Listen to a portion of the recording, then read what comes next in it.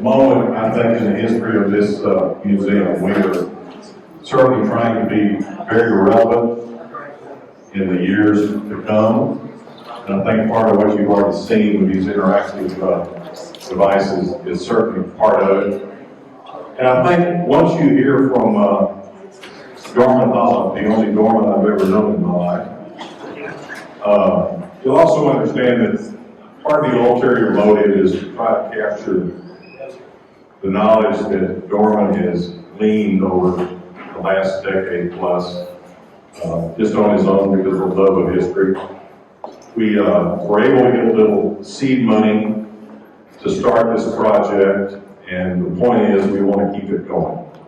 And to keep it going, we obviously need some additional funding. But I think you'll also realize that every family's got a story. In some cases, it's probably buried in a drawer somewhere. But you now have the opportunity to use the museum as a repository, if you will, for that information. And share your family story, because they're wild in some cases.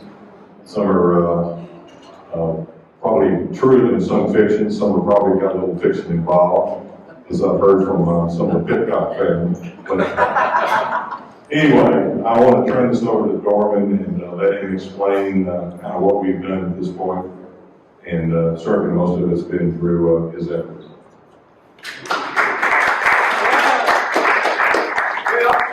If you haven't seen me in Graham for the last 4 months, this is the reason you haven't seen me.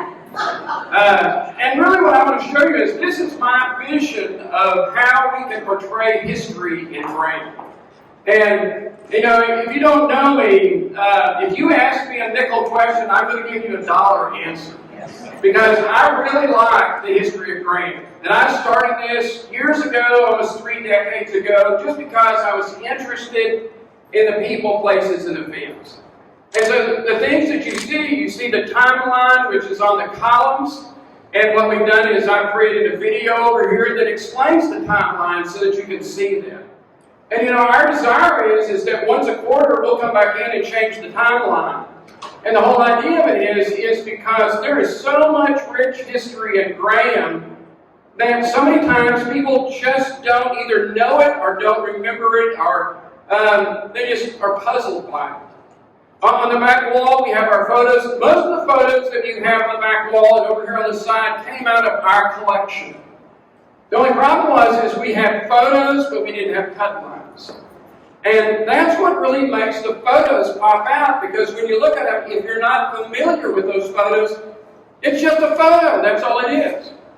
But one of the things that we envision is we envision putting QR codes on those descriptions so that when you use your phone, you might hear me talk about that photo, or you might hear more information about that photo, because I need to share what those things are, and there are some of you who know what those things are because you're a part of that history, and we need to get that to a wider audience.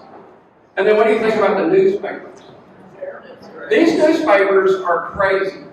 And one of the reasons is that you can actually see the Graham Leader on the Portal of Texas. You can see it on some of the online newspapers, but you can't see them like these. Because what I did is I used microfilms and digitized the microfilms, and each one of these illustrations, if you're a geek like I am, they are 1 terabyte in size. And so that's when you get up to it, you can actually read those things. On the Portal of Texas, you can read them online, but if you try to print them out, they're going to be really grainy. And guess what? These are not grainy. But the cool thing is that we can reproduce more newspapers because this is on canvas. And if we want to do an event where we just specialize in one decade, well, we can do that. That's a possibility. And then there's the exhibits.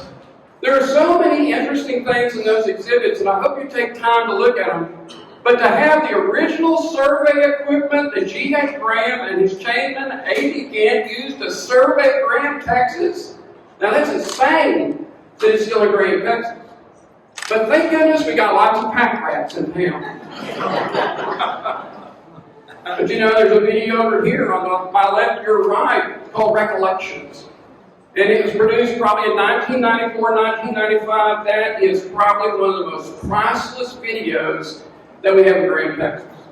And the reason is because Louise Stovall, Boyd and Bruce Street, Malcolm Graham, and Ed Graham Jr. all talking. And you have Ed Graham interviewing them, and they're talking about their memories. And what makes that so special is none of those people are with us today. But those memories are here. And really that's what we see the archivist position be. Is because we want to interview people, we want to talk to people, we want to do things either visually, maybe by video or even audio. If you don't like your name or you don't like your voice being heard on video, well, congratulations, I don't either.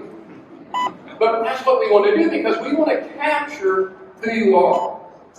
I have some videos in my collection of Louise Witkowski and Marjorie Swope as I'm sitting in their living room talking about their memories of Graham. And perhaps one of my most favorite memories of that video is asking them, what do you do on Sundays?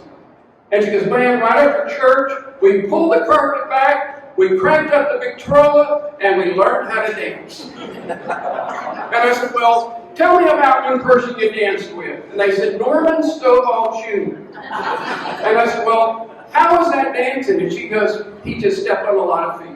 Well, you know, guess what? Those are priceless memories. And we know that all of you have stuff. We know you got stuff. And the thing we're asking you is that won't you let us look at your stuff and let us catalog it, let us scan it. If you're thinking, you know, I got these photos that I don't really want to give you, that's fine. We just want to scan those photos and make it a part of our collection.